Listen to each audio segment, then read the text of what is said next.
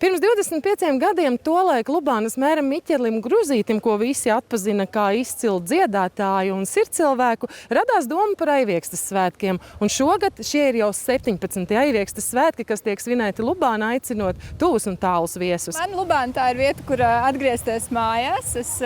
Mana mamma dzīvo Lubānā un es pati šobrīd esmu Siguldā, bet ir ļoti patīkami atgriezties tādiem jaukiem svētkiem. Un Aiviekstes man asociējās patiesībā ar bērnību, tieši ar tādu lielu apkārtnes cilvēku sanākšanu kopā un svinēšanu. Tā ir tradīcija, ko gaidām katru gadu. Es jau biju uz pašiem pirmiem, kas laikam pirms 24 gadiem. Tas bija vēl 10 gadus vecs. Mēs tur ļoti gaidījām, mums tur mamma deva naudu, mums bija kaut kāds budžets, tad mēs tur varējām visu kaut ko paši tērēt savu naudu, kur gribējām. Un tas tāds iespējas atmiņā, ka tev ir gaidīti svētki. Aizjām Lubānā uz balli, tā šeit ir īpaši foršas, tās ir gaidītas. Patīk tā kopības sajūta, kad ir dažādi pasākumi un vēl koncerts vakarā ir. To, man liekas, arī visi gaida. Dzeglas balss padziedāt kopā.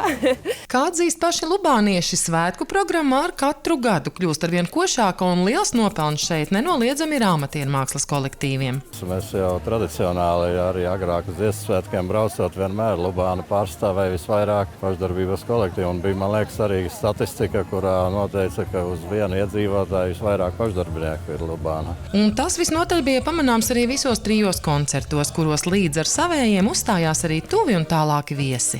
Tiek aicināti visi Aiviekstes krastos dzīvojošie amatieru mākslas kolektīvi, plus ciemiņi, plus kaimiņi, un tādā veidā veidojās koncerti.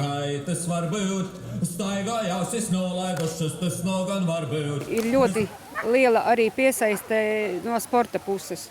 Protams, tiek vienmēr izmantota Aiviekste, gan ar laivošanu, šogad ar supošanu, ar šķēršļiem, un šogad mums ir arī streetballs un petanka. Tas nozīmē, ka Lubānā ne tikai dzied un dejo, bet arī sporto. Sporto, ļoti aktīvi sporto. Savukārt jau pieminētie ūdensprieki Aiviekstei piesaista ne tikai svētku reizē, bet arī ikdienā.